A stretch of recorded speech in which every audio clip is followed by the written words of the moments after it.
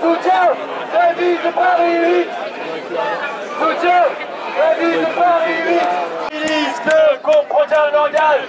Grève, blocage et sabotage.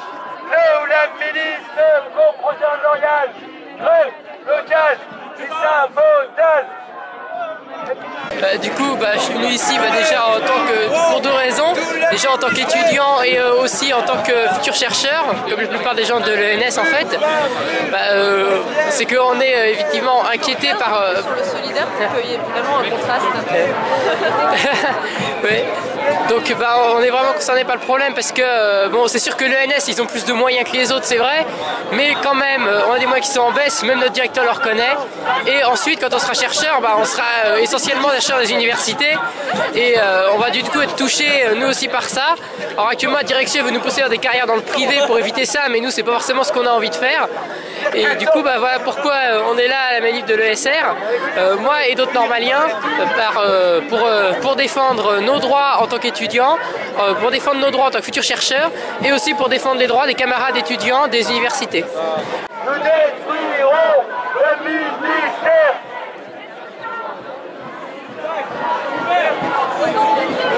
Ouvriers, fac, fermés, aux intérêts privés, fac, ouvertes aux enfants privés, fac, fermés, aux intérêts privés.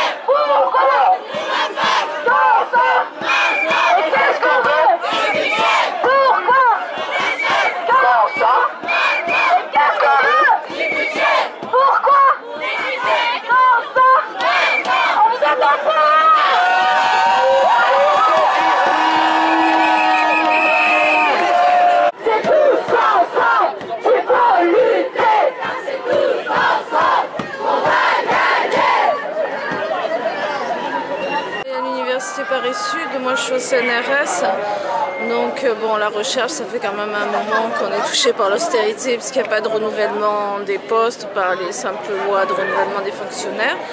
Et puis actuellement il y a plus un problème avec l'enseignement à l'université puisqu'il y a des postes d'ATER qui sont supprimés, c'est-à-dire de contractuels, de jeunes chercheurs contractuels qui assurent de l'enseignement et de la recherche. Et donc c'est un soutien avec ces collègues que je suis venue.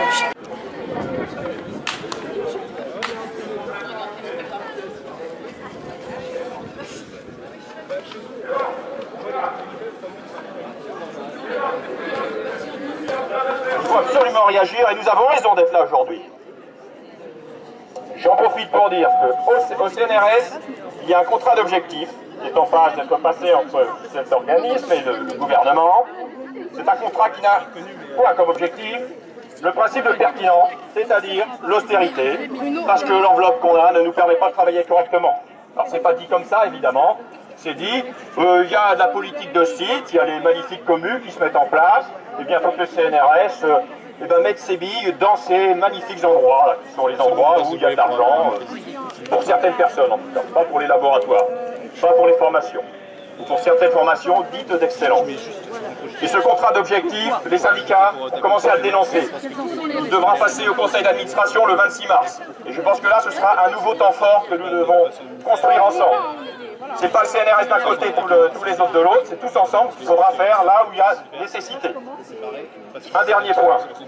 Dans les mesures que certains présidents d'université veulent mettre en marche, en place pour remplacer le manque d'enseignants, c'est de mettre tout le monde à la contribution, y compris ceux dont ce n'est pas le métier. Et je suis bien placé pour le savoir, le statut de chercheur à temps plein, ce statut est menacé. Et c'est non seulement un mépris total, mais total pour les étudiants, de leur mettre des professeurs qui ne sont pas formés pour ça. Certains n'ont absolument pas les compétences, d'autres n'ont pas envie, et la plupart sont sans doute de piètres enseignants.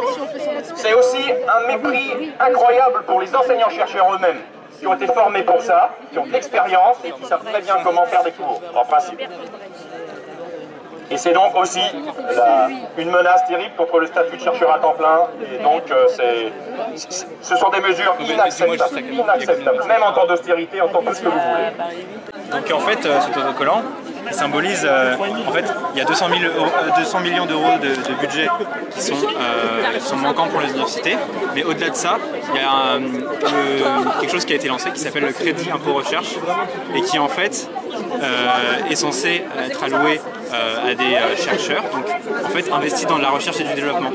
Le problème c'est que tous les très grands groupes font de la recherche et du développement, ou en tout cas font comme si ils allouaient des budgets à cette recherche et du développement. Du coup, c'est des crédits d'impôt qui passent directement dans les comptes de résultats des très grandes entreprises qui ne se gênent pas pour ensuite donner de nombreux dividendes à leurs nombreux actionnaires donc très heureux. Et en fait, ce crédit impôt recherche représente 6 milliards d'euros annuellement. Et normalement, ça serait plutôt de l'argent à être investi dans la recherche publique, vu que c'est un peu le seul revenu des chercheurs, c'est justement les financements publics.